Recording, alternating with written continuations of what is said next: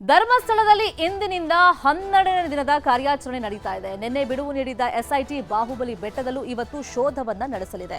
ಮತ್ತೊಂದು ಕಡೆ ಅನಾಮಿಕ ಗುರುತಿಸಿರುವಂತಹ ಸ್ಪಾಟ್ 13ರ ರಹಸ್ಯ ಇನ್ನೂ ನಿಗೂಢವಾಗಿ ಉಳ್ಕೊಂಡಿದ್ದು ಕುತೂಹಲದ ಕೇಂದ್ರ ಬಿಂದುವಾಗಿದೆ. ಅನಾಮಿಕ ದೂರು ನೀಡುತ್ತಿದ್ದಂತೆ ವರದಿ ಮಾಡಿದ್ದ ಏಕೈಕ ಚಾನೆಲ್ ಸರ್ಕಾರ ಎಸ್ಐಟಿ ರಚಿಸಿದ್ದರೂ ವರದಿ ಮಾಡದವರ ನಡುವೆ ನಿರ್ಭೀತಿಯ ವರದಿ. ಧರ್ಮಸ್ಥಳ ಭಾಗದಲ್ಲಿ ಶವಗಳನ್ನ ಹೂತಿಟ್ಟ ಆರೋಪದ ಎಸ್ಐಟಿ ಎಂಟ್ರಿಯನ್ನ ಕೊಡಲಿದೆ. ಧರ್ಮಸ್ಥಳದ ಸಾಮೂಹಿಕ ಸಮಾಧಿ ತನಿಖೆಯ ಬಗ್ಗೆ ದಾರಿ ತಪ್ಪಿಸದ ವರದಿಗಾರಿಕೆ. ವಿಶ್ವಾಸಾರ್ಹ ಸುದ್ದಿ ಅಂದ್ರೆ ನ್ಯೂಸ್ 18 ಕನ್ನಡ.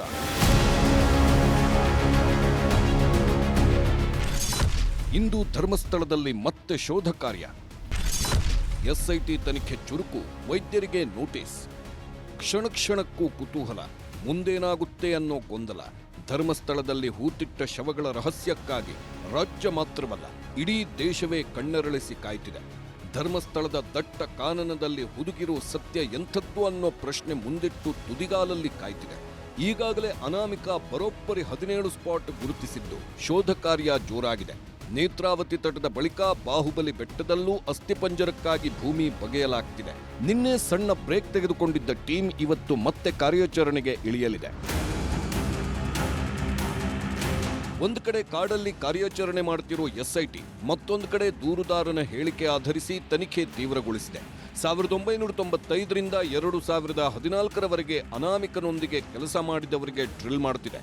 ಅಲ್ಲದೆ 1995ರಿಂದ 2014ರವರೆಗೆ ಧರ್ಮಸ್ಥಳದಲ್ಲಿ ನಡೆದ ಯುಡಿಆರ್ ಕೊಲೆ, ಅನಾಥ ಶವ ಪತ್ತೆ ಕೇಸ್ ಬಗ್ಗೆ ಮಾಹಿತಿ ಕಲೆ ಹಾಕ್ತಿದೆ. ಆಗ ಮರಣೋತ್ತರ ಪರೀಕ್ಷೆ ನಡೆಸಿರುವ ವೈದ್ಯರ ಲಿಸ್ಟ್ ಹಾಗೂ ಡಿ ಗ್ರೂಪ್ ನೌಕರರ ದಾಖಲೆ ಪರಿಶೀಲಿಸುತ್ತಿದ್ದು ವಿಚಾರಣೆಗೆ ಹಾಜರಾಗುವಂತೆ ನೋಟಿಸ್ ಕೂಡ ಕೊಟ್ಟಿದೆ. ಧರ್ಮಸ್ಥಳ ಘರ್ಷಣೆ, 6 ಮಂದಿ ಅರೆಸ್ಟ್. ಧರ್ಮಸ್ಥಳದ ಪಾಂಗಳ ಕ್ರಾಸ್ ಬಳಿ 2 ಗುಂಪುಗಳ ಮಧ್ಯೆ ಘರ್ಷಣೆ ದೊಡ್ಡ ಮಟ್ಟದಲ್ಲಿ ಸದ್ದು ಮಾಡಿತ್ತು. ಮಾಧ್ಯಮದವರು ಯೂಟ್ಯೂಬರ್ಗಳನ್ನ ಥಳಿಸಿ ಕೆಲವರು ಎಸ್ಕೇಪ್ ಆಗಿದ್ರು. ಇದೇ ಪ್ರಕರಣ ಸಂಬಂಧ ತನಿಖೆ ಚುರುಕುಗೊಳಿಸಿದ ಪೊಲೀಸರು 6 ಆರೋಪಿಗಳನ್ನ ಅರೆಸ್ಟ್ ಮಾಡಿದ್ದಾರೆ. ಪದ್ಮಪ್ರಸಾದ್, ಸುಹಾಸ್, ಗುರುಪ್ರಸಾದ್, ಶಶಿಕುಮಾರ್, ಕಲಂದರ್, ಚೇತನ್ ಎಂಬುವರ ಹೆಡೆಮುರಿ ಕಟ್ಟಿದ್ದು ಉಳಿದ 27 ಮಂದಿಗೆ ಬಲೆ ಬೀಸಿದ್ದಾರೆ. ರಾಜಕೀಯ ಏನಾದರೂ ಇರಲಿ, ಅನಾಮಿಕ ಗುರುತಿಸಿರೋ ಸ್ಪಾಟ್ 13ರ ರಹಸ್ಯ ನಿಗೂಢವಾಗಿಯೇ ಉಳಿದುಕೊಂಡಿದೆ. 13ನೇ ಜಾಗದ ಉತ್ಖನನಕ್ಕೆ ಜಿಪಿಆರ್ ಬಳಕೆಗೆ ಪ್ಲಾನ್ ಮಾಡಿದ್ದು ಬುಧವಾರ ಕಾರ್ಯಾಚರಣೆ ಮಾಡೋ ಸಾಧ್ಯತೆ ಇದೆ. ಒಟ್ನಲ್ಲಿ ಧರ್ಮಸ್ಥಳದ ಪ್ರಕರಣ ದಿನ ಕಳೆದಂತೆ ರೋಚಕ ಘಟ್ಟ ತಲುಪಿದ್ದು ಮತ್ತೆ ಮಾಸ್ಕ್ ಮ್ಯಾನ್ ಎಲ್ಲಿ ಹೊಸ ಜಾಗ ಗುರುತಿಸ್ತಾನೆ ಅನ್ನೋದೇ ಕುತೂಹಲ. ಕಿಶನ್ ಶೆಟ್ಟಿ, ನ್ಯೂಸ್ 18, ಧರ್ಮಸ್ಥಳ. ದಿನಕ್ಕೂ ಕುತೂಹಲದ ಕೇಂದ್ರವಾಗ್ತಾ ಇದೆ ಧರ್ಮಸ್ಥಳದ ಕೇಸ್. ಅರಣ್ಯ ಭಾಗದಲ್ಲಿ 100 ಶವಗಳನ್ನ ಹೂತಿಟ್ಟಿದ್ದೀನಿ ಅಂತ ಅನಾಮಿಕ ಹೇಳ್ದಾಗಿನಿಂದ ಕೂಡ ಜನರಲ್ಲಿ ಒಂದು ಕುತೂಹಲ ಇದ್ದೇ ಇತ್ತು. ಅದರಲ್ಲೂ ಎಸ್ಐಟಿ ರಚನೆ ಆಯಿತು, ಆತ ತೋರಿಸಿರುವಂತಹ ಪಾಯಿಂಟ್ಗಳನ್ನ ಗುರುತು ಮಾಡಿ ಅಲ್ಲಿ ಉತ್ಖನನ ಕಾರ್ಯ ನಡೆಸ್ತಾ ಇರುವಾಗ ಸಾರ್ವಜನಿಕ ವಲಯದಲ್ಲಿ ಸಾಕಷ್ಟು ಕುತೂಹಲ ಅಂತೂ ಇದ್ದೇ ಇದೆ. ಅದರಲ್ಲೂ 13ನೇ ಸ್ಪಾಟ್ ಬಗ್ಗೆ ಅನಾಮಿಕ ಪರ್ಟಿಕ್ಯುಲರ್ ಆಗಿ 8ಕ್ಕೂ ಹೆಚ್ಚು ಶವಗಳನ್ನ ಆಗ ನಾನು ಹೂತಿಟ್ಟಿದ್ದೆ ಅಂತ ಹೇಳಿದ್ದ. ಆ ಜಾಗದಲ್ಲಿ ಈಗ ಉತ್ಖನನ ಕಾರ್ಯ ಸ್ವಲ್ಪ ಕಷ್ಟವಾಗ್ತಾ ಇದೆ. ಕಾರಣ ಅಲ್ಲಿ ಸಾಕಷ್ಟು ಲೋಡ್ ಮಣ್ಣನ್ನ ಹಾಕಲಾಗಿತ್ತು. ಹಾಗಾಗಿ ಈಗ ತಂತ್ರಜ್ಞಾನವನ್ನ ಬಳಸಿ, ಜಿಪಿಆರ್ ಯಂತ್ರವನ್ನ ಬಳಸಿ ಅಲ್ಲಿ ಉತ್ಖನನ ಕಾರ್ಯವನ್ನ ಮಾಡೋದಕ್ಕೆ ಅಧಿಕಾರಿಗಳು ಮುಂದಾಗಿದ್ದಾರೆ. ಈ ನಿಟ್ಟಿನಲ್ಲಿ ಪರ್ಮಿಷನ್ ಬೇಕಾಗುತ್ತೆ, ಸಾಕಷ್ಟು ಖರ್ಚು ವೆಚ್ಚ ಇರುತ್ತೆ, 15ರಿಂದ 20 ಲಕ್ಷ ಬೇಕಾಗುತ್ತೆ ಅದಕ್ಕೆ ಅಂತೆಲ್ಲ ಚರ್ಚೆಗಳು ಏನಾಗ್ತಾ ಇತ್ತು. ಸೊ ಅದೆಲ್ಲ ಇವಾಗ ಸೆಟಲ್ ಆಗಿದೆ ಅಂತ ಕಾಣಿಸುತ್ತೆ. ಹಾಗಾಗಿ ಜಿಪಿಆರ್ ಯಂತ್ರ ಇವತ್ತೇ ಸಿಕ್ಕರೆ ಇದೇ 13ನೇ ಸ್ಪಾಟ್ ಅಲ್ಲಿ ಉತ್ಖನನಕ್ಕೆ ಅಧಿಕಾರಿಗಳು ತಯಾರಿಗಳನ್ನ ಮಾಡ್ಕೊಂಡಿದ್ದಾರೆ. ಹಾಗಾದ್ರೆ 13ನೇ ಸ್ಪಾಟ್ ಅಲ್ಲಿ ಆತ ಈ ಹಿಂದೆ ಹೇಳ್ಕೊಂಡಿರುವಂತೆ 8 ಶವಗಳನ್ನ ಹೂತಿಟ್ಟಿದ್ದಾನ. ಇನ್ನು ಅನಾಮಿಕ ಬೇರೆ ಜಾಗ ತೋರಿಸಿದ್ರೆ ಇವತ್ತು ಅಲ್ಲೇ ಶೋಧವನ್ನ ನಡೆಸಲಾಗುತ್ತಾ. ನಿನ್ನೆ ಭಾನುವಾರ ಆಗಿದ್ರಿಂದ ಉತ್ಖನನ ಕಾರ್ಯವನ್ನ ಅಧಿಕಾರಿಗಳು ನಡೆಸಿರಲಿಲ್ಲ, ವಿರಾಮವನ್ನ ಕೊಟ್ಟಿದ್ರು. ಇವತ್ತು 12ನೇ ದಿನದ ಶೋಧ ನಡೆಯುವಂತ ಸಾಧ್ಯತೆ ಇದೆ. ಜಿಪಿಆರ್ ಯಂತ್ರ ಇವತ್ತೇ ಬಂದ್ರೆ 13ನೇ ಸ್ಪಾಟ್ ಅಲ್ಲಿ ಹುಡುಕಾಟ ನಡೆಸುವಂತ ಚಾನ್ಸಸ್ ಇದೆ. ಇಲ್ಲ ಅಂದ್ರೆ ಆತ ಬೇರೆ ಯಾವ್ದಾದ್ರು ಜಾಗವನ್ನ ತೋರಿಸಿದ್ರೆ ಆ ಜಾಗದಲ್ಲಿ ಇವತ್ತು ಗುಂಡಿ ಅಗಿಯುವಂತ ಸಾಧ್ಯತೆಗಳಿದೆ.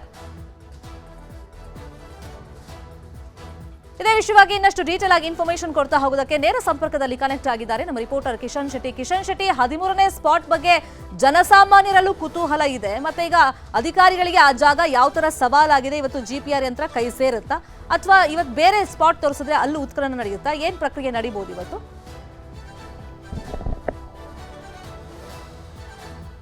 ಶರ್ಮಿತಾ, ಇವತ್ತು ಹೊಸ ಸ್ಪಾಟ್ಗಳನ್ನು ಆತ ಗುರುತು ಮಾಡುವಂತಹ ಸಾಧ್ಯತೆಗಳು ಕೂಡ ಇದೆ. ಯಾಕೆಂದ್ರೆ 13ನೇ ಸ್ಪಾಟ್ ಅದು ಇವತ್ತಿಗೂ ಕೂಡ ಸಂಶಯದ ಗೂಡಾಗಿರುವಂತದ್ದು.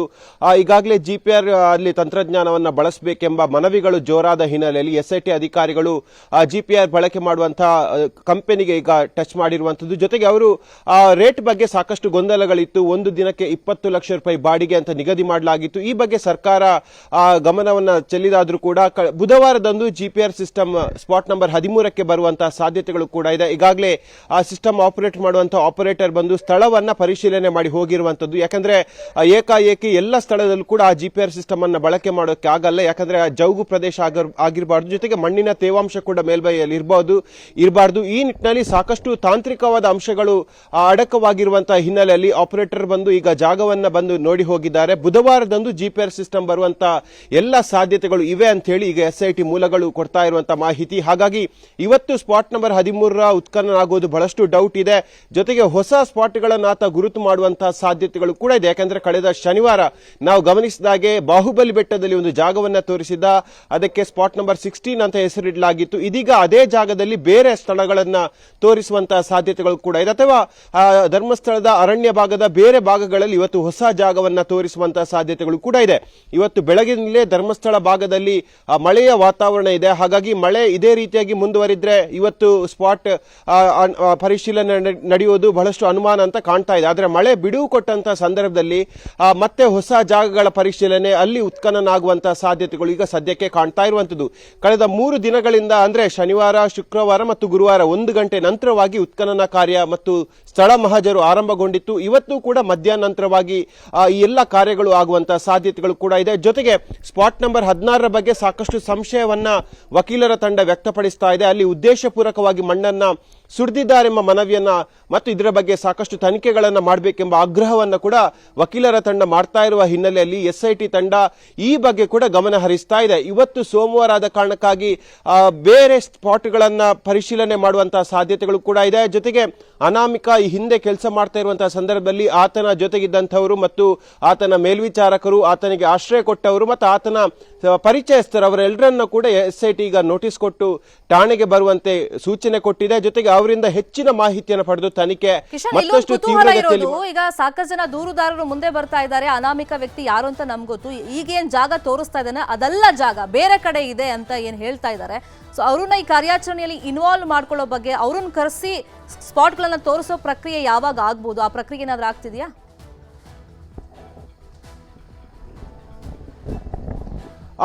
ಈ ಬಗ್ಗೆ ಇವತ್ತಿನಿಂದಲೇ ಕೂಡ ಪ್ರಕ್ರಿಯೆ ಆರಂಭಗೊಳ್ಳುವಂತಹ ಸಾಧ್ಯತೆಗಳು ಕೂಡ ಇದೆ. ಯಾಕೆಂದ್ರೆ ಈ ಹಿಂದೆನೆ ಅಂದ್ರೆ ಕಳೆದ ಶನಿವಾರ, ಶುಕ್ರವಾರ ಆತನ ಜೊತೆ ಕೆಲಸ ಮಾಡ್ತಿದ್ದಂತಹ ಸಫಾಯಿ ಕರ್ಮಚಾರಿಗಳನ್ನ SITಗೆ ತಂದು ಅವರನ್ನು ವಿಚಾರಣೆ ಮಾಡಲಾಗಿತ್ತು. ಜೊತೆಗೆ ಆತನ ಮೇಲ್ವಿಚಾರಕರಾಗಿರ್ಬೋದು, ಆತನ ಜೊತೆಗಿದ್ದಂಥವರು, ಆತನ ಜೊತೆ ಕೆಲಸ ಮಾಡ್ತಿದ್ದಂಥವರು ಎಲ್ಲರನ್ನ ಕೂಡ ಈಗ ನೋಟಿಸ್ ಕೊಟ್ಟು ಕರೆಯಲಾಗಿದೆ. ಜೊತೆಗೆ ಇಬ್ರು ಸಾಕ್ಷಿದಾರರು ಹೊಸದಾಗಿ ಬಂದಿರುವಂತದ್ದು. ಈಗ ಅನಾಮಿಕ ಗುರುತು ಮಾಡುತ್ತಿರುವಂತಹ ಯಾವುದೇ ಸ್ಥಳಗಳು ಅದು ನಿರ್ದಿಷ್ಟವಾದ ಸ್ಥಳಗಳು ಅಲ್ಲ.